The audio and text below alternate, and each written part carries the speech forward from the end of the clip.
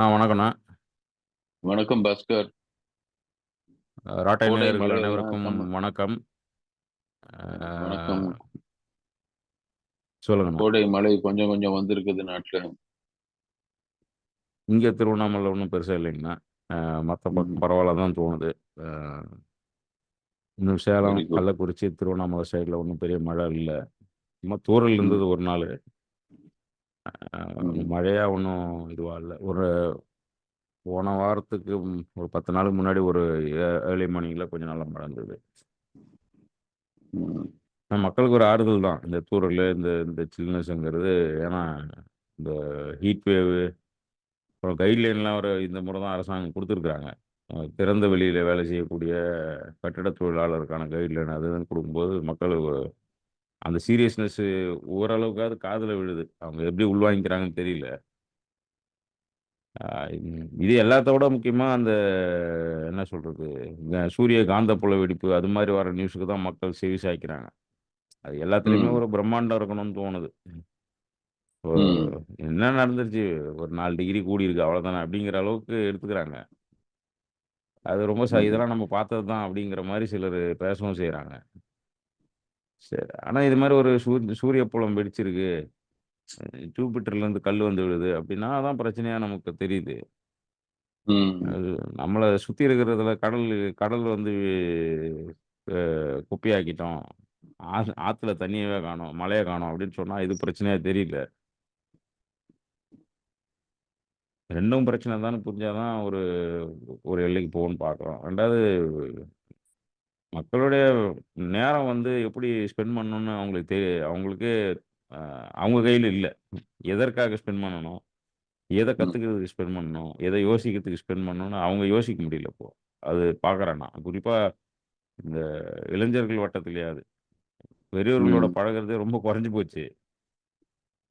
இந்த 20லேருந்து ஒரு 40 வரைக்கும் இருக்கக்கூடிய ஏஜ் குரூப்பை பார்க்கும்பொழுது அவர்களுடைய நேரத்தை அவர்கள் எப்படி ஸ்பெண்ட் பண்ணணுங்கிறத ஒரு நாள் கூட அவங்களால டிசைட் பண்ண முடியறதில்ல. அது வீக்கெண்டாக இருக்கலாம், வீக் டேஸாக இருக்கலாம். எல்லாம் அந்த media, social media plus media வந்து என்ன ட்ரெண்டோ அதுதான் அவங்களுடைய வீக்கெண்டு, அதுதான் அவங்களுடைய வெக்கேஷனு, அதுதான் அப்படின்னு இருக்கு. நம்ம முடிவு பண்ணிக்கணும். நமக்கு ஒரு ஐடியா இல்லை, வெக்கேஷன் என்னன்னு ஒரு ஐடியா இல்லாமல் போச்சு. எது ட்ரெண்டிங்கில் தான் வெக்கேஷன் இருக்கு, ட்ரெண்டிங்கில் தான் எல்லா கொண்டாட்டமும் இருக்கு, எல்லா துக்கமும் இருக்கு. அப்போ ட்ரெண்டில் இல்லைன்னா எதுவுமே கிடையாது அப்படின்னு இருக்கு. இதுதான் இப்போதைக்கு நான் அப்சர்வ் அதாவது பண்ணிட்டே இருக்கிறது. முன்னாடி ஒன்னு சொல்லுவேன் நான். முன்னாடி வந்து the herd mentality அப்படி.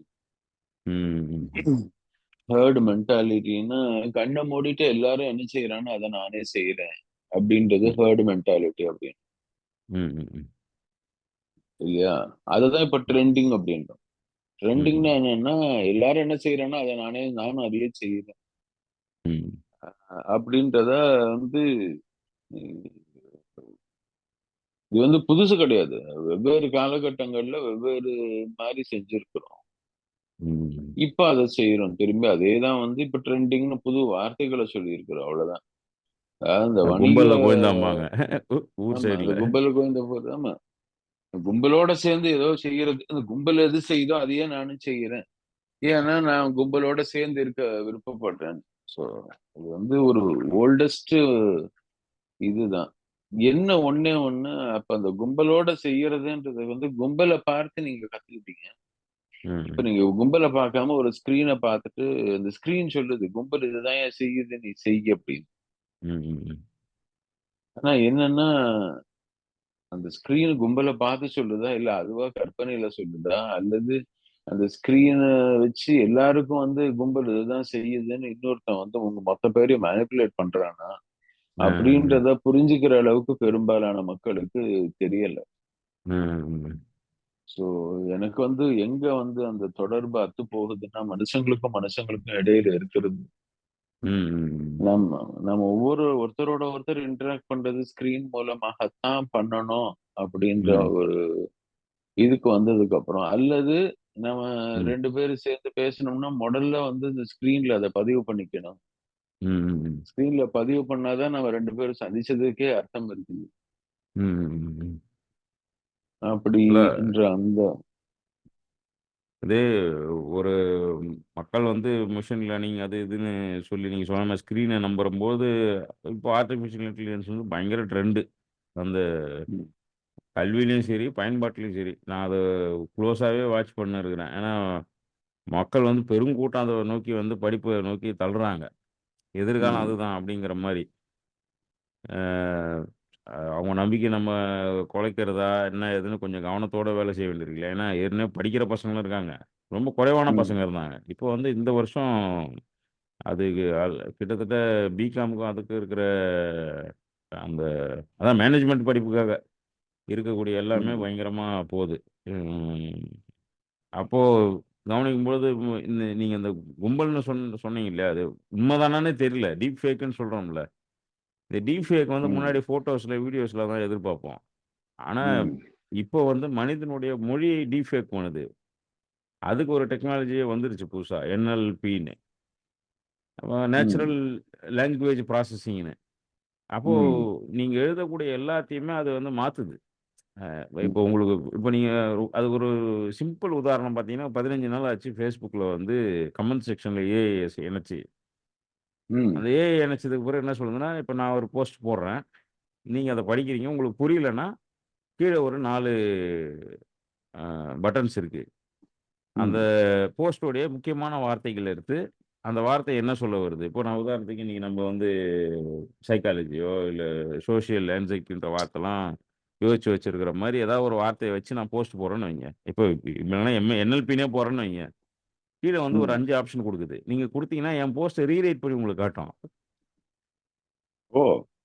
அ நான் எழுதுனதா இருக்காது.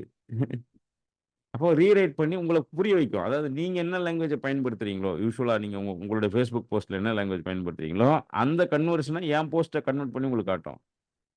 ஓ! நான் என்ன நீங்க புரிஞ்சுக்க வேணாம். உங்களுக்கு அந்த கன்டென்ட் புரிஞ்சா போதும். ம், இது வந்து அது வந்து ஒரு சிம்பிள் எக்ஸாம்பிள். அதாவது நான் என்ன சொல்றேன்னா, 0.1% அந்த NLP உடைய ஒரு தாக்கம் உள்ள ஒரு ஒரு வெப் சர்வீஸ் அது.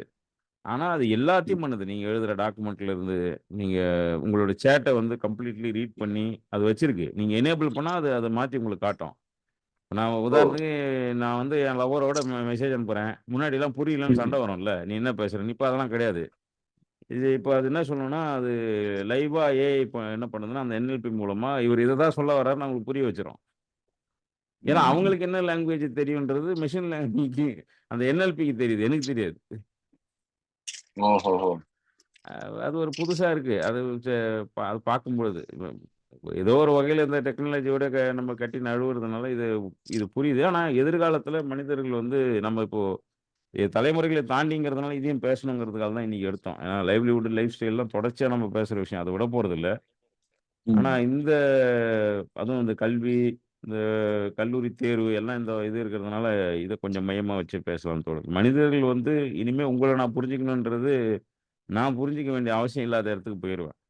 அ எனக்கு என்ன எனக்காக உங்களுடைய மொழி உட்பட ஒருத்தர் புரிஞ்சு வச்சுக்கினா, அவர் இத தான் சொல்றாருன்னு எனக்கு சொல்லின்னு இருக்குது இப்போ. உங்களுக்கு ம், புரியல, அவர் இதுதான் சொல்றாருன்னு சொன்னா எப்படி இருக்கு? ஒரு ம், இன்டர்பிரட்டர் வேலையும் செய்யுது அது. ஆக்சுவலி அதுக்கு அந்த டெஃபினிஷனே அதான் சொல்றாங்க. அந்த NLPயோட டெஃபினிஷன் பார்த்தீங்கன்னா, டிரான்ஸ்லேஷன், சம்மரைசேஷன், கிளாசிஃபிகேஷன் இது எல்லாம் அது பண்ணுது. இது போக ம், ability to interpret, manipulate and comprehend human language. ம், இப்போ இன்டரப்ட், மேனிபுலேட், காம்ப்ரிஹெண்ட் எல்லாமே இருக்கு அதுல. ம். இல்ல, இதுல எனக்கு மிகப்பெரிய ஒரு இது என்னன்னா, ம். இதுல நுவான்சஸ் போயிடும். ஹியூமன் ஆமா. எமோஷனுக்கான நுவான்சஸ் காணாமல் போயிரும் அப்படின்றது என்னுடைய ஒரு மிகப்பெரிய சந்தேகம். உறவுல சிக்கல் வந்துரும். ரெ நீங்க முன்னாடி வந்து 2வது இந்த குட்ட கலக்கின்னு சொல்லுவாங்க கிராம சைடுல. அது இங்கிலீஷ்ல ம், வந்து உடன் ஸ்பூனும்பாங்கல்ல. ஒரு ம். விஷயத்த வந்து கெடுத்து விடுவாங்க. அதுக்கு யாராவது ஒருத்தர் ஆமா. இருப்பாங்க. ஒரு குழுவுல இருப்பாங்க, ஒரு குடும்பத்தில இருப்பாங்க, ஒரு ஊருக்குள்ள இருப்பாங்க. கூட்ட கலக்கிம்போம் நம்ம. அவங்க தெளிஞ்சு இருக்கும்போது போய் கலக்கி விட்டு வந்துருவாங்க. தண்ணிய குடிக்கக்கூடாதுன்னு. அந்த மாரி குடும்பத்தில அது மாரி இருக்கும்னா, சும்மா பேரு வைப்பாங்க. இன்னைக்கு நமக்கு ம், மிகப்பெரிய குட்ட கலக்கி யாருன்னா, இந்த பிளாட்ஃபார்ம் தான். ம், நீங்க சொன்ன மாரி நுவான்சஸ் இழந்துட்டோம்னா, ரிலேஷன்ஷிப் இழந்துருவோம். எதுக்காக அவங்களோட நம்ம இருக்கணும்? அப்படிங்கிற ம். மாரி. அது இல்ல அதனுடைய லெவல் வேற வேற போயிட்டு இருக்கு. இன்னொன்னு சரி நீங்க சொல்லுங்க. இன்னொன்னு என்ன பார்க்கிறேன்னா, ம். லோக்கல் டயலக்ட் மறைஞ்சு போயிரும். ம். உள்ளூர் மொழிகள், உள்ள வட்டார வழக்கு அப்படின்றதே இல்லாம போயிரும்னு தோணுது. இது வந்து என்ன பண்ண ஸ்டாண்டர்டைஸ் பண்ணிடும், யூனிஃபார்ம் ஆக்கி. ம். ஸோ அது அடுத்த கட்டம். ஏன்னா ம். அந்த வட்டார வழக்கு வந்து இயற்கையோட இருக்கக்கூடிய தொடர்பை சார்ந்து வரக்கூடியது. ம். ம். ம். வட்டார வழக்குல தான் அந்த ஊர்ல இருக்கக்கூடிய உவமைகள்லாம் வரும்போது, அந்த ம். ஊரை சேர்ந்த வட்டாரத்தை சேர்ந்த இயற்கையில் நடக்கக்கூடிய விஷயத்த வந்து உவமையாக கொடுக்கறது அதுல தான் இருக்கு. ம். ம். ஸோ இது வந்து நம்ம முன்னாடியே பேசியிருக்கோம். ஆமா. Language is directly related to biodiversity. ம். எப்போ வந்து வட்டார வழக்கு அழியுதோ அந்த பகுதியில் இருக்கக்கூடிய பன்மையும் அழியுது. ம். ஸோ அது வந்து மிகப்பெரிய ஒரு இன்னொரு தாக்கமா இருக்கும்னு எனக்கு தோணுது. இது மாதிரி எல்லாம் நடக்கும்போது ம். அது ஒரு தாக்கமாக நடக்கும் அப்படின்றது என்னுடைய மிகப்பெரிய ஒரு ஐயம். அதுதான், அது சந்தேகம் மாத்திரம் இல்லை, அது நிச்சயமா நடக்கும். ஆல்ரெடி நடக்கிறது பாக்குறோம் நம்ம. ம். எனக்கு ரொம்ப நாள் முன்னாடி ஒரு பேராசிரியர் சொன்னாரு, தமிழ் மொழி வந்து என்னைக்கு வந்து செய்தி வந்து 24/7 தமிழ்ல வந்து சேனல் வர ஆரம்பிச்சு, ம். அதுக்கப்புறமே வந்து தமிழ் ஒக்காபுலரி வந்து ஒரு 200ல இருந்து 300 வார்த்தைகளுக்குள்ள அடங்கி போயிருச்சு. ம். ம். ம். அதை தாண்டி தமிழ்ல இல்ல ம். ம். அப்படின்னு சொல்லி அதுக்கு உதாரணம் சொன்னார். ஒப்பீனியன் அப்படின்றதுக்கும் கருத்து, கமெண்ட் ம். அப்படின்றதுக்கும் கருத்து, ம். ஆம், இதை பத்தின ஒரு டயலாக்குக்கும் செய்தி, கருத்து தான். உரையாடல் கிடையாது. டைலாக், அதாவது கருத்து அப்படின்ற ஒரே ஒரு வார்த்தைய ம். பல்வேறு விஷயத்துக்கு உபயோகிக்கிறோம். அது எல்லாத்துக்கும் தமிழ் மொழியில வந்து வேற வார்த்தை தானே இருக்கு. ம். ஆனா அந்த வார்த்தைகள் எல்லாத்தையும் நிறுத்திட்டு கருத்து கருத்து தெரிவித்தார் அப்படின்னு சொல்லி சொன்னார்னா, அவர் ம். ம். கமெண்ட் பண்ணாரா, அவர் ஒப்பீனியன் பண்ணாரா, அவர் வந்து கிரிட்டிசைஸ் பண்ணாரா, அவர் என்ன சொன்னாரு அப்படின்றது ம். வந்து புரியாம வந்து ஒரு ஸ்டாண்டர்டிஸ்டா ஒரு வார்த்தை எடுத்துட்டு வரும். அது ம். மாதிரி மொழிய வந்து நம்ம அந்த அஹ், இதே மதுரையில பேசுனாங்கன்னா லத்தடி அப்படின்னா கிண்டல் பேசுறான்னு அர்த்தம். ம். என்ன சோ ஒவ்வொரு ஊர்ல வந்து அதுக்கு வெவ்வேறு வே விதத்துல பேசி நம்ம வந்து பழகிட்டோம். அந்த ம். டைவர்சிட்டி, லிங்குஸ்டிக் டைவர்சிட்டி அதை அழிச்சிடும். இது எனக்கு வந்து நிச்சயமா நான் பார்த்து நம்ம லைஃப்ல நம்ம பார்க்குற ஒரு முக்கியமான ஒரு சேஞ்ச் இது. இது இன்னமும் ஸ்டாண்டர்டைஸ் பண்ணி இன்னமும் அழிச்சிடும் அப்படின்னு தோணுது. இரண்டாவது, இது யாருக்காக அழிச்சதுக்கு பதிலா என்ன உற்பத்தி ஆகுதுன்னு பார்த்தோம்னா, ம். வணிகத்துல வந்து யாருக்கு பயனுள்ளதாக இருக்குமோ, ம். யார் வந்து டாமினண்டா இதன் மூலமாக ம். தங்களுக்கு தங்களுடைய வணிகத்துக்கு வந்து இதை பயனுள்ளதாக வந்து காசு செலவு பண்ணி இதை வந்து அமைக்க முடியுமோ, ம். ம். அவங்களுக்கு சாதகமாக தான் வந்து இந்த மொழி மாறும் அப்படின்றதும் எனக்கு ரொம்ப தீர்க்கமா எனக்கு இருக்க புரிதல் இதுல. ஏன்னா நீங்க சொன்ன மாதிரி இந்த ரிலேஷன்ஷிப்பை வச்சே ஒரு இண்டஸ்ட்ரியே உருவாக்கி இன்னைக்கு மிகப்பெரிய அளவுல நடமாடிக்குதுன்னா அந்த சைக்காலஜி இண்டஸ்ட்ரி தான். நீங்க அடிக்கடி சொல்ற மாதிரி ம். இந்த அவனுங்க வந்து அதற்கான அந்த இண்டஸ்ட்ரியில தான் வந்து மிகப்பெரிய அளவுல டாமினேட் பண்ணி அவங்க கொடுக்கக்கூடிய வார்த்தைகள் தான் வந்து இனிமே நீங்க சொன்னீங்க இல்லையா அந்த சம்மரைஸ் பண்றதுன்னு. ம். சம்மரைஸ் பண்ணும்போது என்ன ஆகும்னா, நீங்க எந்த மொழியில எதை பத்தி பேசுனாலும் அதை வந்து இந்த சைக்காலஜிக்கல் இண்டஸ்ட்ரி யூஸ் பண்ற ஒரு 5 வார்த்தைக்குள்ள அடக்கி உங்களுக்கு சொல்லிடும். ஆமா. அப்ப உங்களை அறியாமலேயே நீங்க அந்த வார்த்தைகளை பயன்படுத்த ஆரம்பிச்சிருவீங்க. ம். உங்களுடைய உணர்வுகளுக்கும் அந்த வார்த்தைகளுக்கும் சம்பந்தம் இருக்கா இல்லையான்னு புரிஞ்சுக்காமலேயே நீங்க வந்து உங்க உணர்வுகளை அந்த வார்த்தைகளை வச்சு நீங்க பிரதிபலிக்க ஆரம்பிச்சீங்க. நீங்க வந்து கொஞ்ச நாள்ல வந்து அந்த வார்த்தைய வந்து உங்களோட ஐடென்டிட்டியோட மிக்ஸ் பண்ண ஆரம்பிச்சிருவீங்க. அதான். இதுல என்ன நடக்கும்னா, இப்போ இதெல்லாம் தொழில்நுட்ப ரீதியாக நடக்கக்கூடிய விஷயங்கள். மனுஷன் என்ன பண்ணும், அடுத்த தலைமுறை என்ன பண்ணும் அப்படின்னா, நமக்கு வந்து ஒரு எல்லாருக்கும் வாழ்க்கையோட பர்ப்பஸ் தெரிஞ்சு வாழுறாங்களாங்கிறதெல்லாம் இல்ல. அத அது ஒரு மனித சமூக வரலாறுல வந்து எல்லாருக்கும் அப்படி இருந்தாங்களான்னு தெரியல. ஆனா, யாரோ ஒரு சிலர் பர்ப்பஸோட இருப்பாங்க. அ நமக்கு எப்பயாவது ஒரு மனசிக்கல் அல்லது நீங்க சொல்ற மாரி வாழ்க்கையில ஏதாவது ஒரு சிக்கல்னா, அந்த பர்ப்பஸோட வாழற மனுஷன போய் கேள்வி கேட்பாங்க. அது அது அவங்கள வந்து பொலிட்டிக்கல் லீடரா இருப்பாங்க, ஸ்பிரிச்சுவல் லீடரா இருப்பாங்க, ஊருக்குள்ள இருப்பாங்க. பெரிய மனுஷன்னு சொல்லிட்டு அனுபவஸ்தரா இருப்பாரு. ஒரு லைப்ரரியனா கூட இருப்பாரு. இல்ல நம்மளுடைய வாத்தியாரா கூட இருப்பாரு. அது மாரி ஏதோ ஒருத்தர நமக்கு தெரியும். இவங்கள போய் கேட்கலாம். திடீர்னு ஏன் இந்த வேலைலாம் செஞ்சுட்டு இருக்கிறோன்னு ஒரு மனசுக்குள்ள தோணி ஒரு சந்தேகம் வந்துருதுன்னு வைங்க. ஏன் ஏங்குறோம்னே புரியலன்னு. அப்போ போய் யாரோ ஒரு மனுஷன கேட்கறதுக்கு ஒரு ஆள் இருப்பாரு. அப்போ அந்த அந்த வாழ்க்கைய வழிநடத்துறதுக்கோ, இல்ல அந்த சந்தேகத்த நிவர்த்திப்படுத்துறதுக்கோ, அல்ல அந்த உதாரணத்துக்கு அந்த மிட் லைஃப் கிரைசிஸ்ன்னு சொல்ற மாரி ஒரு காலங்கள்ல போய் நிக்கிறோம்னு வைங்க.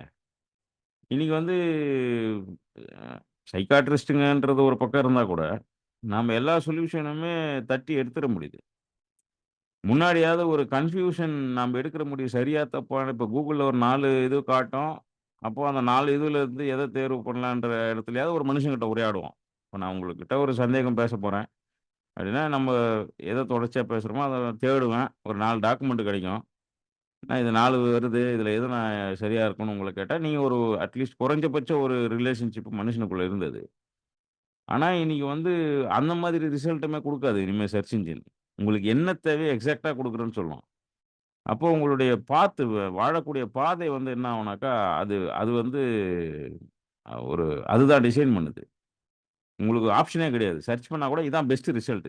பெஸ்ட் ரிசல்ட் அப்படின்னு ஒண்ணு குடுக்கும் பொழுது, அம் என்ன நடக்கும்னா, உங் உங் உங்களுக்கு ம் அந்த ஒப்பீனியனோ அது ஏதோ ஒண்ணு வந்து இந்த மெஷின் குடுக்கறத, அது வந்து சர்வரோக தீர்வாவும், நிவாரணியாவும் பார்க்குற மனநிலை வந்து இளைஞர்கள் மத்தியில அதிகமா உருவாயிடுச்சு. உருவாகும். இன்னும் அதிகமாவும் உருவாகும். ஏன்னா, அந்த என்ன சொல்றது? முன்னாடி சர்ச் பண்ணாக்கா நான் சொல்ற மாரி ஒரு 10 விஷயம் கிடைக்கும். ஒரு சம்மந்தமா 10ம் வெவ்வேறு டைரக்ஷன்ல கூட இருக்கலாம்.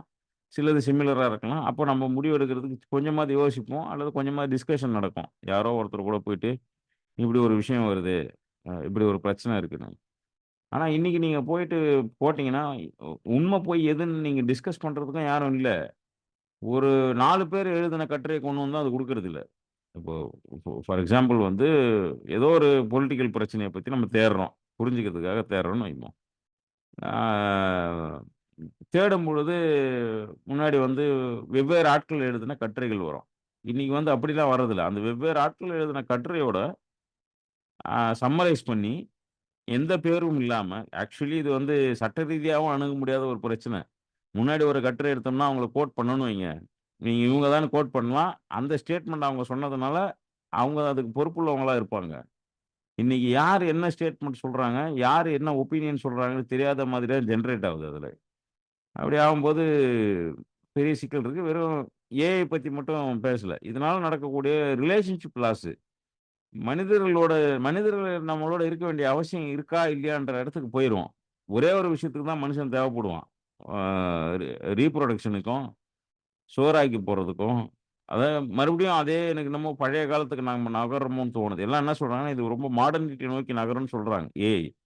ஏஐ இன்னும் பலமான டிஸ்கிரிமினேஷன உருவாக்கும்ன்றது தான் என்னுடைய அ அனுமானம் மட்டும் கிடையாது. கவனிப்பிலிருந்து சொல்றது என்னன்னா, மேலும் என்ன பண்ணணும்னா, இதுக்கு இல்லாத நேரத்த மிச்சப்படுத்துறவங்க இருப்பாங்க இல்லையா? நேர இது இந்த இந்த வேகம், இந்த ப்ரிசிஷன் இதனால நேரத்த மிச்சப்படுத்துறவங்க இருக்காங்கல்ல, அவங்க என்ன பண்ணுவாங்கன்னா, மீதி நேரத்தில இன்னொரு மனுஷன வந்து அவனுடைய தேவைகள பூர்த்தி பண்ணக்கூடிய இடத்துக்கு மட்டும் வச்சுப்பாங்க. அவன அதுக்கு அடுத்தது லெவலுக்கு நகரவே விடமாட்டாங்கங்கிறதும் தோணுது. அ அ நான் அந்த கோவிட் டைம்ல சொல்லிக்கிட்டே இருப்போம் ஒரு வார்த்தை. நியோ டிஸ்கிரிமினேஷன்னு. நீங்க வேணா பாருங்க. இத ஒரு சான்ஸா எடுத்துக்கிட்டு மீண்டும் அட்டகப்பு வந்து எல்லா டீ கடையிலயும் வந்துரும். நேத்து வரைக்கும் அதான் இருக்கு. ஒரு கண்ணாடி டம்ளர்ல சுடு தண்ணீல கழுவிட்டு குடுத்தா கூட, அட்டகப்புல குடுங்கன்னு சொல்லக்கூடிய மனநிலை வந்து பெருகி இருக்கு. அந்த மாதிரி ஒரு டிஸ்கிரிமினேஷனும் இதுல பெருகுறதுக்கு வாய்ப்பு இருக்குன்னு நான் நெனைக்கிறேன். இதுக்கு தீர்வு என்னவா இருக்கும்னு நினைக்கிறீங்க? தீர்வு வந்து எனக்கு 2 விஷயம் புரியுது. ஒண்ணு வந்து அ எக்ஸ்பீரியன்ஸ்ன்னு எதுவுமே இல்லாத வரக்கூடியது. மனிதனுடைய அனுபவத்துல, தன்னுடைய சுய அனுபவத்திலருந்து பேசப்படாத எல்லா வார்த்தைகளுமே உண்மையா இருக்க வாய்ப்பு இல்ல. அனுமானமா தான் இருக்கும். ஓம் நம்ப தியரின்னு கூட சொல்ல முடியாது. தியரிய கூட ஒரு அனுபவத்திலருந்து தியரி உருவாகும். இது வந்து வெறும் அனுமானமா மட்டுமே இருக்கும். 2வது கிராமர் படி எழுதப்பட்ட பொய்கள எப்படி நம்ம அணுக போறோன்றது ஒரு புரியாத ஒரு சூழல்ல இருக்கிறதுனால, உண்மைக்கும் பொய்க்குமான சண்டை வரலாறுல இனிமே தான் அதிகமா நடக்கும்னு எனக்கு தோணுது. இதுவரைக்கும் ம்ஹ்ம். நடந்ததிலே உண்மை பொய்க்கான சண்டை வரலாறுல ஒரு மாரி இருக்கும். அப்ப எது உண்மை அப்படின்னு பேசுறதுக்கான ஒரு எத்திக்கல் டிபேட்டும் அது ஏஐ மட்டும் கிடையாது. எல்லா விதத்திலயும் இனிமே வந்து ஒண்ணு பிரைவசி மிகப்பெரிய பிரச்சனையா இருக்கணும். அந்த பிரைவசி பிரச்சனைய அ இப்போல இருந்தே நம்ம பேசி, பேசி, பேசி அத கொஞ்சம் இந்த வேகத்த மட்டுப்படுத்துறது மூலமாக சொல்யூஷன் கண்டுபிடிக்க முடியும். நீங்க சொல்ற மாரி தடாலடி முடிவுலாம் இதுல சொல்ல முடியாது. ஆனா என்ன பண்ணணும்னா ம். மட்டுப்படுத்தணும். இந்த பிரைவசி சம்பந்தமான கேள்விகள இப்போ நான் சொன்ன மாரி ஒரு கட்டுரைய நீங்க வந்து வாங்கி படிப்பீங்க முன்னாடி. அல்லது டவுன்லோட் பண்ணி படிப்பீங்க. குறைஞ்சபட்சம் அவருக்கான அந்த மென்ஷனாவது இருக்கும். அத பயன்படுத்துறோம்னா. இன்னைக்கு ம். வந்து அந்த ஏஐ வந்து ஜெனரேட் பண்ணக்கூடிய எதுவுமே அவருடைய உங்களுடைய டாக்குமெண்ட் உங்களுது இல்லன்னு ஆயிப்போச்சு இப்போ. கிளவுட்ல வச்சிருக்கிறதாலயே. அதுவே ரீட் பண்ணி, அதுவே நமக்கு சம்மரைஸ் பண்ணி உங்க பேர் இல்லாம எனக்கு குடுக்கும். இப்போ ம். இது இந்த அளவுல கூட ஓகே. ஆனா எவ்வளோ பேரு வந்து இந்த ஃபோன் காலு, வீடியோ காலு இது எல்லாத்தையும் வந்து ஒரு ரொம்ப பர்சனலான விஷயங்கள். கணவன், மனைவி, காதலர்கள், அப்பா, அம்மா, ஒரு நிறுவனங்களுக்கு இடையே எடுக்கப்படக்கூடிய முடிவுகள், அரசாங்கத்துக்குடைய முன்னாடியெல்லாம் பெகாசஸ் பத்திலாம் அவ்வளோ பேசுனோம். இன்னைக்கு பெகாசஸ்லாம் நமக்கு தேவையே இல்ல. ChatGPT ஒண்ணு போதும். ம். எல்லாரும் ChatGPT மாரி ஒரு இத வந்து தனியா இன்ஸ்டால் பண்ண வேண்டியதில்ல. இன்னைக்கு எல்லா சர்ச் இன்ஜினும் அத வந்து உள்ள இன்ஸ்டால் ஆயிருச்சு. அது ஒண்ணு போதுமா இருக்கு. உங்களுடைய குரல், உங்களுடைய இதெல்லாம் எடுத்துக்கிறதுக்கு. அப்போ பிரைவசி கன்சர்ன் வந்து இன்னும் கொஞ்சம் அதிகப்படுத்தணும். கல்வியிலயோ, சிந்தனையாளர்களோ, அரசியல் ரீதியாகவோ, மனிதர்களுடைய அந்த தனிமை, இன்னும் தனிமை தாண்டி இருக்கக்கூடிய அவர்களுடைய அ பர்சனல் விஷயங்கள வந்து மதிக்கணுங்கிறது வந்து அரசாங்கம் கவனிக்கணும். இண்டஸ்ட்ரீஸ் கவனிக்காது. அதுக்கு லாபம் தான் முக்கியம். அதுக்கு வாயரிசம் ரொம்ப முக்கியமானதா இருக்கு. இன்னைக்கு வந்து ஏஐக்கு வந்து மிக முக்கியமானதுன்னா, எல்லாருடைய ஜன்னலையும் எட்டி பார்க்கிறது தான். அது ரொம்ப முக்கியம். ம். அதுல கொஞ்சம் கண்ட்ரோல் வந்து அரசாங்கமும், கல்வியும், சிந்தனையாளர்களும் யோசிக்கணும்னு பார்க்கிறேன். இன்னொன்னு வந்து ம். அதிகப்படியாக ஹியூமன் ரிலேஷன்ஷிப்ப அதிகப்படுத்துறது. ஆ என்ன சொல்றது? திட்டமிட்டாத செய்ய வேண்டியிருக்கு. எப்படி நம்ம வந்து சம்மருக்கு லீவ் விடுறோமோ, வீக்கெண்டுக்கு லீவ் விடுறோமோ, அது மாரி மனிதர்களோட இணைவதற்கு நண்பர்கள், உறவுக்காரங்க, வேலை செய்றவங்க, அல்லது இது எல்லாமே இல்லாம கூட ஒரே பிளேன்ல சிந்திக்கக்கூடியவங்க இருப்பாங்க இல்லையா? அவர்கள் ம். எல்லாரும் நேரடியாக சந்திப்பது. அ இன்னொன்னு என்னன்னா, இந்த செல்ஃபோனையும், டேட்டாவையும் எல்லாத்தையும் செல்ஃபோன முற்றிலுமா ஆஃப் பண்ணி வைக்கிறது, எனக்கு தெரிஞ்சு. ஏன்னா, இனிமே நீங்க டேட்டா ஆஃப் பண்ணாலும் அது ரெக்கார்ட் பண்ணுது. அத நான் கவனிச்சுட்டேன். ம். ஆன் பண்ணதும் அது வந்துடுது. நீங்க லொகேஷன் ஆஃப் பண்ணா கூட நீங்க எங்கலாம் இருந்தீங்கன்னா, அது நமக்கு தெரியாம உள்ள ஒரு டேட்டாவ எடுக்குது அது. ஒரு ஷேடோ அக்கவுண்ட் மாரி. நம்ம தான் ம். பேருக்கு லொகேஷன் ஆஃப் பண்ணோன்றோம். அது நான் எங்கெல்லாம் போயிருக்கோம் அப்படின்றத அது ஒரு டேட்டா வச்சிருக்கு. ஃபுல் டைம்லையும். அதனால ம். கம்ப்ளீட்டா கொஞ்சம் ஃபோன ஆஃப் பண்ணிட்டு இருக்கிறது. தேவையில்லாத நேரங்கள்ல இந்த கெட்ஜெட்ஸ வந்து ஃப்ளைட் மோடுலாம் கிடையாது. கம்ப்ளீட்லி ஸ்விட்ச் ஆஃப். இயங்கவே இயங்காத அளவுக்கு வச்சுக்கிறது. இதெல்லாம் வந்து ஒரு தற்காலிக தீர்வா தான் நான் இத இத கூட யோசிக்கிறேன். அம் இன்னொன்னு வந்து அ இயற்கையோட இருக்கக்கூடிய ரிலேஷன்ஷிப்ப கூட்ட வேண்டியிருக்கு. இத வச்சுட்டு என்ன பண்ணுவீங்க? நான் இப்போ ம். நான் என்ன சொல்றேன்னா, டேட்டா இருக்கக்கூடிய கம்ப்யூட்டர், லேப்டாப்பு, ஃபோனெல்லாம் ஆஃப் பண்ணிட்டு டிவி பார்த்துன்னு இருப்பேன் அப்படின்னாக்கா, அதிலயும் அதான் வரப்போகுது. இதுலலாம் கலெக்ட் பண்ண டேட்டா வச்சு தான் அதுக்கான சோர்ஸ். அது நியூஸா இருக்கலாம், நாடகமா இருக்கலாம், எல்லாமே என்னன்னா, அதான் இருக்கு. அப்போ எதா இருந்தாலும் ஒரு நேரடி நிகழ்வுகள்ல, நேரடி இசை, நேரடி நாடகம், மனிதர்கள் பங்கெடுக்கக்கூடிய விஷயங்களாக நம்மளுடைய என்டர்டெயின்மென்ட்டும் இருக்கணும், எஜுகேஷன் பர்ப்பஸும் இருக்கணுங்கிறது வந்து, இப்போ ஆரம்ப கட்டத்தில நான் யோசிச்ச வகையில, இன்னைய வரைக்கும் பயன்படுத்துனதுலருந்து யோசிக்கிறது இருக்கு. இன்னொன்னு இயற்கையோட இருக்கக்கூடிய ரிலேஷன்ஷிப் வந்து அதுவுமே எப்படி ஆயிடுச்சுன்னா 2ஆ பிரிஞ்சு போச்சு. ஒண்ணு வந்து நீங்க அத அஃபோர்ட் பண்ண வேண்டியதா இருக்குது. இயற்கையோட வாழறதுங்கிறது. அரசாங்கமும் என்ன பண்ணுதுனாக்கா, இயற்கைய நீங்க ரசிக்கணும்னா, அதுக்கு ஒரு பொருட்செலவோட போய் தான் ரசிக்கக்கூடிய மாடல்ஸ் தான் கிரியேட் பண்ணுது. அ ம். அல்லது ம் இந்த எக்ஸர்சைஸ் பண்ணக்கூடியவங்களுக்கான மாடல உருவாக்குது.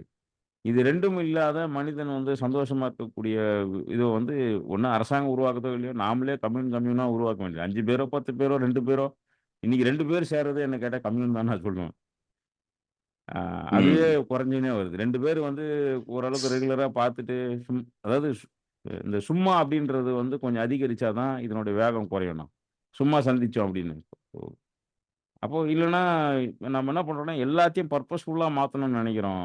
அ அத வாழ்க்கைக்கு பர்ப்பஸ் இல்லாம ஆயிப்போச்சு. ஆனா, ஒரு மனிதனை சந்திப்பது, பேசுவது, சாப்பிடுறது, சும்மா கடல வேடிக்கை பார்ப்போம், சூரியன பார்ப்போம். எனக்கு ஆச்சரியம் என்னன்னா, ஒரு 2 வருஷத்துக்கு முன்னாடி ஒரு நபர சந்திச்சேன். ஏதோ ஒரு பயிற்சிக்கு வந்திருந்தாரு. நான் கல்வி சம்மந்தமா பேசினே இருக்கேன். காலையில விளையாடுறோம். விளையாட்டுட்டு அவரு சொல்றாரு, "ஒரு 7, 8 வருஷம் கழிச்சு நான் இன்னைக்கு தான் சூரியன பார்க்குறேங்கிறாரு." ம். "என்னதாங்க பண்ணுவீங்கன்னு?" கேட்டா, காலையில வீட்டுக்குள்ள இருப்போம். எழுந்து நேரா ஆஃபீஸ் போவோம். மேல பார்க்க மாட்டோம், கீழ பார்க்க மாட்டோம். நேரா போவோம். இதுவரைக்கும் நான் மேல பார்த்தது இல்லங்கங்கிறாரு. ம். இதனுடைய எண்ணிக்கை கூடி தான் இருக்குது, குறையல. அப்போ எதையும் பார்க்கறதுக்கு மனுஷனுக்கு இல்ல. அப்போ ரொம்ப லிமிட்டட் ரிசோர்ஸ். எல்லாமே அதாவது உலகம் முழுக்க 3Dயால ஆனது தான். எல்லாமே நகரக்கூடிய ரொம்ப டைனாமிக்ஸ் இருக்கக்கூடிய ஒரு உலகத்த 2Dயா ஃபிளாட் ம். ஸ்கிரீன்ல மாத்தி, அதுல வந்து விர்ச்சுவல் ரியாலிட்டி மாரி கண்ல ஏதாவது கிளாஸ போட்டு 3Dல பாருன்னு சொல்றோம். எவ்வளோ அபத்தம் பாருங்க. ம். இப்போ எனக்கு எதிர ஒரு மனுஷன் இருக்காருன்னா, ஒரு 4 டைமென்ஷன்ல அவரு என்னோட உரையாடின்னு இருக்காரு. கிட்டத்தட்ட நமக்கு புத்தரோட லாங்குவேஜ்ல 6 புலன்களால அவர நான் நுகர்ந்துட்டு இருக்கேன்னு வைங்க. நான் ம். என்ன பண்றேன், இது எல்லாத்தையும் கட் பண்ணி ஃபிளாட் ஆக்கணும் அவர. ஒரு விஷுவல் மீடியம் ம். ஆக்கி, இப்ப நான் என்ன பண்றேன்னா, நீங்க எல்லாம் ஃபிளாட் ஆயிட்டீங்க. அதனால நான் உங்களுக்கு 3D தரேன்னு சொல்லுது விஷுவல் மீடியம். நீங்க கண்ணாடி ம். போட்டுன்னு பார்த்தீங்கன்னா, உங்ககிட்ட மனுஷன் வந்துருவாரு. ஆகுமென்டட் ரியாலிட்டில வந்து உங்க முன்னாடி ஒரு மனிதன் முன்னாடி மனுஷன் உட்கார்றது இத விட சீப்பு. ம். இத விட ஈஸி. அதுக்கப்புறம் அவருடைய இன்னொரு டெக்னாலஜி வந்து வந்து அவருக்கு இப்ப உடம்புல என்ன வாசனை இருக்குதோ, அந்த வாசனை நீங்க நுகர்றதுக்கு நான் ஒரு டெக்னாலஜி குடுக்குறேன். ட்ரை பண்ணாங்க Googleல அவரு உடம்ப சோல்லின்னு ஒரு ப்ராஜெக்ட். அ ஃபெயில் அவர் ஆயிருச்சு. உடம்புல வந்து சென்சார வந்து அவரு பூத்தி வச்சுட்டான்னா போரும். அந்த சென்சார வச்சு நான் என்ன ஸ்மெல் வரும் டிடெக்ட் பண்ணி, அந்த ஸ்மெல்லுக்கு ஈக்குவலன்ட்டா உங்க மூக்குல ஒரு டியூப குத்தி வேணா நான் உங்களுக்கு அதே ஸ்மெல் உங்களுக்கு வரா மாரி நான் ஒரு உணர்வ ஏற்படுத்துறேன். இன்னொன்னு கிரியேஷன் போயிரும்ண்ணா. இந்த ஹியூமன் ஆர்டிஸ்ட்ரின்னு சொல்லக்கூடிய அந்த இடம் போயிருச்சுன்னா, மனிதன் வந்து தனக்குள்ளேயே ஒரு முழுமைய உணர மாட்டான்னு தோணுது. அவனுக்குள்ள இருந்து ம். எதுவுமே கிரியேட் ஆவறதில்ல. நம்ப ஒரு முறை ஒரு பாட்காஸ்ட்ல பேசனோம். வி ஆர் நாலெட்ஜ் கன்சியூமர்ஸா இருக்கிறோம். நாலெட்ஜ் ம். புரொடியூசர்ஸே கிடையாது. வெறும் கன்சியூம் பண்ணிட்டே இருக்கிறோம். கன்டென்ட்டா கன்சியூம் பண்றோம். அ ம். அப்போ ஒரு பெரிய சமூகத்த வந்து வெறும் இந்த மீடியா கன்சம்ப்ஷன்லயோ, இல்ல இந்த மாரி வாய்ஸ் கன்சம்ப்ஷன்லயோ வச்சுருவோம் நம்ம. அப்போ அது எல்லாமே வந்து அதாவது இந்த ஏஐன்றது எல்லாம் மக்கள் என்ன நினைக்கிறாங்கன்னா, இது எல்லாம் ஜனரஞ்சகமா வந்து ரேஷன்ல கிடைக்கக்கூடிய பொருள்னு நினைக்கிறாங்க. இன்னைக்கு வந்து ஒரு ம். டாப் 3, 4 ஏஐ வந்து நான் தொடர்ச்சியா அப்சர்வ் பண்றது வழியா, மாசத்துக்கு ரூ. 2000 இல்லாம அந்த ஒரு அப்ளிகேஷன் நீங்க ரன் பண்ண முடியாது. ம். அதுல சில அப்ளிகேஷன் மாசத்துக்கு ரூ. 3999. அது இருந்தா தான் நீங்க அத அஃபோர்ட் பண்ணவே முடியும். கிட்டத்தட்ட ரூ. 10,000 இருந்தா ம். தான் உங்களால ஒரு குறைஞ்சபட்ச அ அ என்ன அந்த ஏஐல கிடைக்கக்கூடிய சௌகரியங்கள நீங்க அனுபவிக்க முடியும். சந்தோஷம்னு சொல்ல ம். முடியாது. சௌகரியம். கொஞ்சம் வேகமா இருக்கலாம். கொஞ்சம் ப்ரிசிஷன கூட்டலாம். கிடைக்காத கலர்லாம் கொண்டு வரலாம். டெக்ஸ்ட்ட வந்து இதுவரைக்கும் யாரும் சொல்லி தராத அளவுக்கு கிராமர வந்து நீட்டா எழுதுது. அதெல்லாம் பண்ண முடியும்னா, நீங்க குறைஞ்சது ஒரு ரூ. 10,000 அதாவது ரூ. 15,000 வருமானம் இருக்கிறவரு ரூ. 10,000 செலவு பண்ணிட்டு எழுதுற மாரி ஆயிரும். அது அஃபோர்டபுளும் கிடையாது. அது மக்களுக்கு ம். அஃபோர்டபுளா வச்சிருந்தாக்கா, அத ரன் பண்ணவும் முடியாது. அ அ அந்த மாதிரி இருக்கு. இதெல்லாம் கண்ணுக்கு முன்னாடி இருக்கக்கூடிய சேலஞ்சஸ். ஆனா, இதை மையமா வச்சு வளரக்கூடிய இண்டஸ்ட்ரின்னு பார்த்தீங்கன்னா, ஒண்ணு எஜுகேஷன் இண்டஸ்ட்ரி வந்து இதனுடைய எல்லை தெரியாது அவங்களுக்கு. இதனுடைய டெஸ்டினேஷனோ அல்லது எல்லையோ, பாதையோ என்ன இருக்குன்னு இன்னைக்கு எங்க நிக்கிறோமோ அத வச்சு சொல்றாங்க. இப்போ உதாரணத்துக்கு கெமிஸ்ட்ரி படிக்கிறோம், பிசிக்ஸ் படிக்கிறோம், மேத்ஸ் படிக்கிறோம்னா, இதுலேருந்து இப்படி இப்படிலாம் கிளை பிரியும், இப்படி படிக்கலாம்னு ஒரு ஐடியா இருக்குல்ல. ஆனா, இந்த ம். குழந்தைங்கள இவங்க கைட் பண்றது எல்லாமே ஆர்ட்டிபிஷியல் இன்டெலிஜென்ஸ் தான் இனிமேல் கைட் பண்றது ஒரு முட்டு சந்து தான். 2வது பாதையே நேரோ ஆயிடும். உங்களால இத படிச்சுட்டு லெஃப்ட்டோ, ரைட்டோ திரும்ப முடியாது. இது வந்து ம். மேரியோ கேம் விளையாடுற மாரி தான். அது ஒரு டிசைன் பண்ணியிருக்கும்ல, அந்த பாத்துல தான் நீங்க முடியும். ம். நான் நீங்க வந்து சைக்கிள் ஓட்டுற மாரிலாம் கிடையாது. ரியலா. எங்க வேணா போலாம், லெஃப்ட்ல திருப்பலாம்லாம் திருப்ப முடியாது. நீங்க அது என்ன கோடு போட்டிருக்கோ அதுக்கு படி போனீங்கன்னா ஜெயிச்சீங்க, இல்லன்னா தோத்துட்டீங்கன்ற இடத்துக்கு இந்த ஏஐ கொண்டு போய் நிறுத்தும். இதெல்லாம் யோசிக்க வேண்டியது அரசாங்கத்து கடமையும் இருக்கு. கல்வியாளர்களுடைய கடமையாவும் நான் பார்க்குறேன். கல்வியாளர்ன்னு சொல்றது ம். அகாடமிக், நான் அகாடமிக்ல வேலை செய்றவங்களும் பார்க்குறேன். இதனால் ஏற்படக்கூடிய மனிதனுக்கு ஏற்படக்கூடிய பிரிவினைகளும் சரி, மனக்குழப்பங்களும் சரி, அதை புரிந்து கொள்ளக்கூடிய டிபார்ட்மெண்ட்லாம் இன்னும் வரல. இவங்க வந்து ஃப்ராய்டு காலத்தது, யுங் காலத்துல இருக்கக்கூடிய அந்த பழைய தத்துவங்கள் ஈடிபஸ் காம்ப்ளெக்ஸ், எலக்ட்ரோ காம்ப்ளெக்ஸ் இந்த மாரி ஒரு 4 டெர்மினாலஜி இருக்கும். எல்லாத்தையும் அதுக்குள்ள அடக்கிடுவாங்க. நான் ஒரு பிங்க் ம். கலர் சட்டை போட்டு போனேன்னா, இவருக்கு அவங்களுக்கு வேற எதுவும் தெரியாது. அவங்க உடனே இவருக்கு வந்து தாய்மை உணர்வு அதிகம் உள்ள ஆளு. இத வந்து ம். ஃப்ராய்டு சொல்லியிருக்காரு. ஏன்னா ரோஸ்ன்றது பெண்களுக்கான நிறம். அப்போ அப்படின்னு ம். இவங்க இவங்க ஒரு டெம்ப்ளேட்டடு விஷயங்கள வந்து மக்களுக்கு சொல்றது வந்து இந்த அடுத்த தலைமுறைகளுக்கு அந்த டெம்ப்ளேட்டா சொல்றது கூட இவங்ககிட்ட கன்டென்ட் இல்லாததுனால தவறா வழி நடத்த நிறைய வாய்ப்பு இருக்கு. ஏன்னா ஏஐ அண்ட் எத்திக்ஸ் டிபேட் வந்து சைக்காலஜிஸ்ட் யாரும் உருவாக்கவே இல்ல. அவர்களே அவங்க ம். கட்டுரை ஏஐ வச்சு எழுதின்கிறாங்க. ம். அப்போ இதனுடைய உரையாடல் அவங்க ஏன்னா அவங்க எத்திக்ஸ்க்காக வேலை செய்யல. ஒரு காலத்துல சைக்காலஜின்றது மனித மனதை புரிந்து கொண்டு அதிலிருந்து ஒரு சட்டங்களும், அதிலிருந்து ஒரு நீதி, அறம் பேசுறதுக்கு யோசிச்சிருக்கிறாங்க. புத்தர் அப்படித்தான் யோசிச்சிருக்காரு. அதுக்கு பிறகு வந்த நெறைய அ அந்த லீனியேஜ்ல வந்து ஜென்னா இருக்கலாம், சூஃபிசம் ஏதோ ஒண்ணு என்ன பண்ணுதுன்னா, மனித மனதை புரிந்து கொண்டு அத வழிநடத்தியிருக்கிறாங்க. முடிவு எடுக்கிறதுக்கு வழி நடத்துறாங்க. ஒரு ம். ஒரு மெஷின் லேர்னிங்க்கான எத்திக்ஸ பேசுறதுக்கு இன்னைக்கு யார் இருக்காங்க? அந்த கேள்விகள கேட்கறதுக்கு யார் இருக்காங்க? ஒரு ஜிஎம்ம பத்தி பேசும்போது கூட நீங்க ரேண்டமா பேசியிருக்கீங்க. ஆனா, இன்னைக்கு வந்து ஏஐ எத்திக்ஸ பத்தி நீங்க ஏதாவது இப்ப யார்ட்டயா போய் கேட்டீங்கன்னா, அவங்களுக்கு என்ன தெரியும்? மறுபடியும் அவங்க ஏஐலாம் படிச்சுட்டு வந்து தான் பதில் சொல்ல வேண்டியிருக்கும். ம். அப்போ இன்னைக்கு போய் இந்த இந்த ஏஐ எத்திக்ஸ் கேட்கறது கூட பூமியில ரொம்ப குறைவான ஆட்கள் தான் இருப்பாங்கன்னு எனக்கு தோணுது. விரல் விட்டு எண்ணிடலாம். மொத்தமா பூமியில ஒரு 5 பேர் தேடுனா கூட, இந்த ஏஐ புரிந்து கொண்டு அதிலிருந்து எத்திக்ஸ் பேசுறவங்க ரொம்ப கம்மியா தான் இருப்பாங்க. ம். டெக்னாலஜிய நிச்சயமா. வெறுக்கிறவங்க வேணா இருக்கலாம். டெக்னாலஜிய வெறுத்துட்டு இத ஒரு தடாலடியா தூக்கி போட்டு மிதிக்கிறவங்க இருப்பாங்க. அதனால எந்த பிரயோஜனமும் இல்ல. இத புரிந்து கொண்டு இதனால ம். இந்தந்த சிக்கல்லாம் இருக்கு. பிரைவசில சிக்கல் இருக்கு. உங்களுடைய எதுவுமே ரெக்கார்டடா கிளவுட்ல மாறுறதுனால உங்களுக்குன்னு ஒரு பிரைவசி கிடையாது. அது ஃபோட்டோ, டேட்டா, டைப் அடிக்கிறது, ம். மெசேஜ், வாய்ஸ் எல்லாத்துக்கும் இருக்காதுன்னு ஒண்ணு இருக்கு. உங்களுடைய முடிவுகள் இப்ப நீங்க இப்போ ஒரு நான் முன்னாடியே சொன்ன மாரி நீங்க ஒண்ணு எழுதுறீங்க. ஒரு மெயில் எழுதுறீங்க அப்படின்னா, நீங்க எழுதக்கூடிய லாங்குவேஜ்ல வேணா கொஞ்சம் முன்ன பின்ன கிராமர் பிரச்சனையா இருக்கலாம். நீங்க சொல்ல வர்றதுல பெர்ஸ்பெக்டிவ் பிரச்சனை இருக்கலாம். ஆனா இப்ப என்ன சொல்லுதுன்னா, நீங்க இந்த விஷயத்துக்கு நீங்க இத எப்படி எழுதுறது தப்புன்னு கீழ ப்ராம்ப்ட் பண்ணுது. ம். உங்க லாங்குவேஜையும் மாத்துது.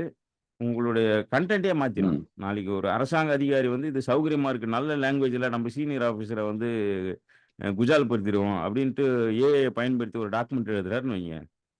பார்க்க அவ்வளோ அழகா இருக்கும். ம். ஆனா சமூகத்துல என்ன விளையும்னே தெரியாது. இன்ஃபாக்ட் லைவா எனக்கு இப்போ மீடியால போடலாம் அதெல்லாம்.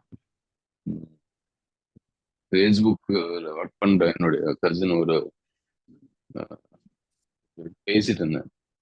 அவங்க சொன்னாங்க, அவங்ககிட்ட பேசும்போது, "ஏம்மா பிரைவசி இதனால போயிறாதா?" அப்படின்னு நீங்க சொன்னீங்க இல்லையா? பிரைவசி. ம். அது கேட்டதுக்கு அவங்க சொன்னா, "பிரைவசி அப்படின்னா என்ன?" அப்படின்னாங்க. ம். ம். பிரைவசி யாருக்குமே கிடையாது. நீ போன் என்னைக்கு வாங்குனியோ அன்னைக்கே உனக்கு பிரைவசி முடிஞ்சு போச்சு. ஸ்மார்ட் போன்ல பிரைவசின்ற வார்த்தைக்கு அர்த்தம் இல்ல. ம். நீ ஒரு ஸ்மார்ட் போன் பக்கத்துல எப்பவுமே வச்சிருக்கிறன்னா, அது உங்களுடைய எல்லா ஆ விஷயத்தையும் கண்காணிக்குது. ம். அ கேட்கறது, பார்க்கறது எல்லாமே அது இஷ்டத்துக்கு அது எப்ப வேணா பண்றதுக்கு வாய்ப்பு இருக்கு. நாங்க பண்றோம் அப்படின்றாங்க அவங்க. ம். அது நாங்க பண்ணாம இல்ல. நாங்க நிச்சயமா பண்றோம்.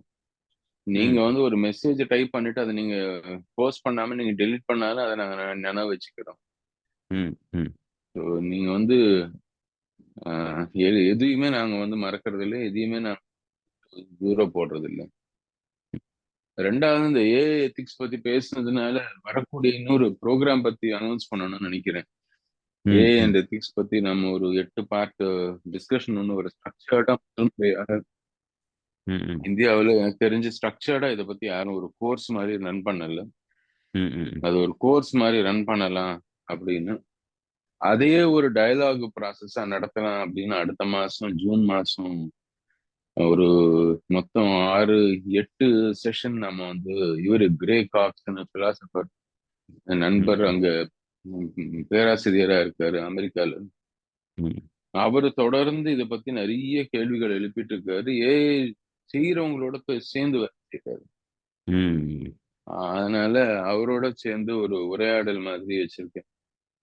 முதல்ல அத ஒரு கோர்ஸ் மாரி கண்டக்ட் பண்ணலாம்னு யோசிச்சோம். அதுக்கப்புறம் நான் என்ன யோசிச்சேன்னா, இது சம்பந்தமா கோர்ஸ்ன்னா நம்ம ஊர்ல உடனே வேலை வாய்ப்பு குடுப்பாங்க போல இருக்கு. தெரிஞ்சுட்டாங்க அப்படின்னு அது மாரி ஆட்கள் தான் வருவாங்க. ம். அதற்கு பதிலாக இது ஒரு டயலாக் ப்ராசஸா பண்ணுவோம். ம். இதுல இந்தியாவுல இத பத்தி பேசக்கூடிய ஆட்கள் அல்லது இதுல ஒப்பீனியன் இருக்கக்கூடிய ஆட்கள், அது மாரி ஆட்கள கூப்ட்டு ம்.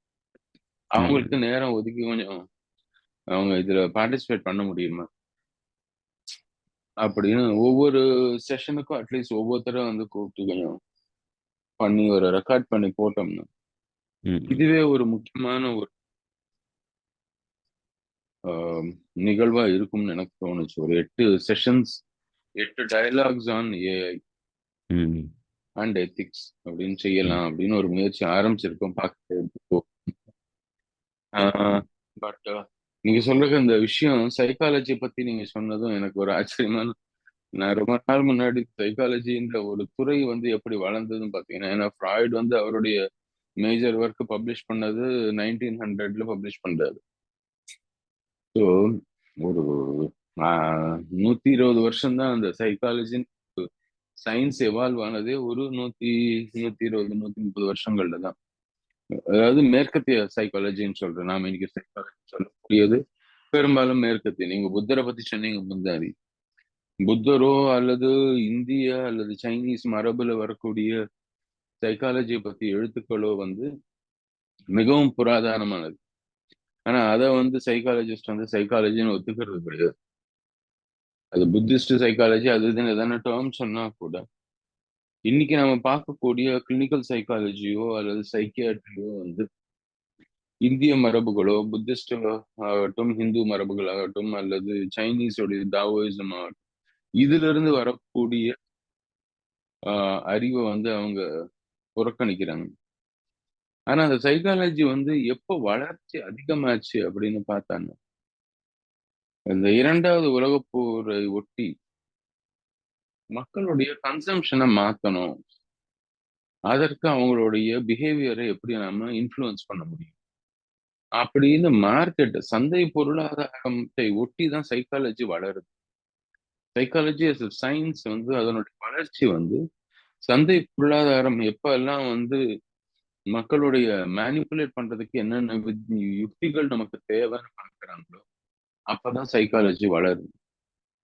அதனாலதான் மேற்கத்திய சைக்காலஜி எல்லாமே உங்களை ஒரு டிஸ்டர்ப்டு மனுஷனா தான் பார்க்குது.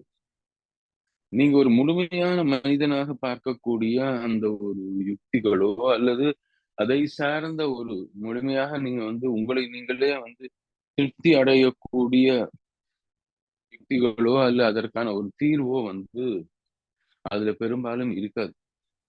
அதுல இருக்கிறது எல்லாமே வந்து நீங்க இதை வாங்கினா சரியா போயிடுவீங்க, அதை பண்ணா சரியா போயிடுவீங்க, இதை செஞ்சா சரியா போயிடுவீங்க. இப்ப நீங்க சொன்ன மாதிரி நான் சூரியனையே பார்க்காம இருக்கிறேன் அப்படின்னா, மேற்கத்திய சைக்காலஜிஸ்ட் ஒருத்தர் வந்து சூரியன் தெரப்பி அப்படின்னு ஒண்ணு வச்சு நீங்க சூரியனுக்கு ஒரு தெரப்பியா மாத்திடுவாரு. நீங்க காத்தை சுவாசிக்க மறந்து போயிட்டீங்க அப்படின்னா கான்சியஸா காத்தை சுவாசிக்கிறது எப்படி அப்படின்னு சொல்லிட்டு அதுக்கு ஒருத்தர் வந்து ஒரு சைக்காலஜி தியரி எடுத்து வருவார். அதுபோல கமாடிஃபை பண்ணி கமர்ஷியலைஸ் பண்ணக்கூடிய சந்தையோடைய ஒரு பொருளாதாரத்தை சார்ந்துதான் சைக்காலஜின்ற அந்த ஒரு துறையோடைய வளர்ச்சியே இருந்திருக்குது அப்படின்றதுதான் வந்து நான் பார்க்கறதுல ஒரு மிகப்பெரிய ஒரு விஷயமா நான் நோட்டீஸ் பண்றது. அது இல்லாம இந்த துறையோடைய வளர்ச்சின்றது வந்து பெரிய அளவுல எனக்கு தெரியல, தோணல.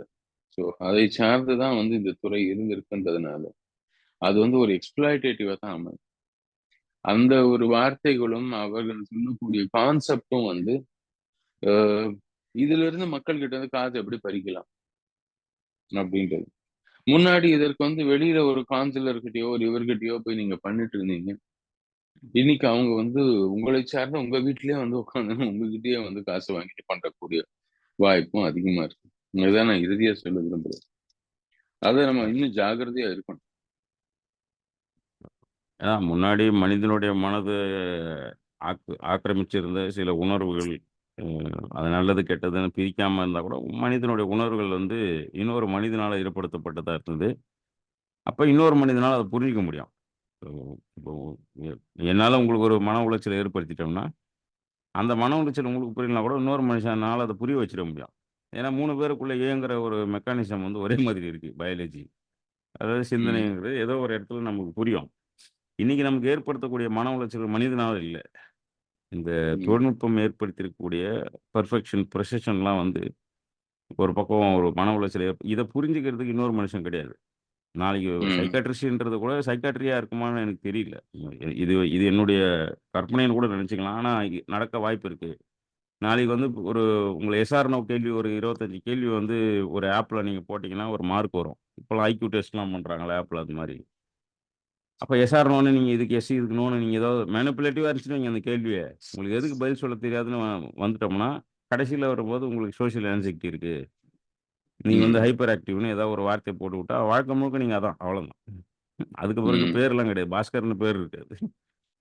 ம். வகுப்பறைகள் இத கொண்டு வர்றத நான் பார்க்குறேன். முன்னாடி வந்து துருதுருன்னு இருக்கிறான், அடங்க மாட்டேங்கிறான், சுறுசுறுப்பா இருக்காங்கிற பேர்லாம் இன்னைக்கு ஹைப்பர் ஆக்டிவ்ன்னு மாத்திருக்கோம். ஒரு குழந்தைய. ம். முன்னாடி என்ன சொல்லுவோம், அடங்க மாட்றாங்க உங்க புள்ளன்னு சொல்லுவோம். அப்ப அடக்குவாங்க. இன்னைக்கு ம். என்ன சொல்றேன்னா, ஹைப்பர் ஆக்டிவ்ங்க என் கிளாஸ்க்கு வேணான்னிறாங்க. இவனால மத்த குழந்தைங்களுக்கு பாதிக்குது. சோசியல் கன்சர்ன் இருக்கான் அவங்களுக்கு. அப்போ ம். பெரும்பாலான அதாவது குழந்தைங்க வந்து இதே ஹைப்பர் ஆக்டிவா இருந்தா என்ன பண்ணுவாங்க? ஸ்கூல மூடுருவாங்களான்னு தெரியல.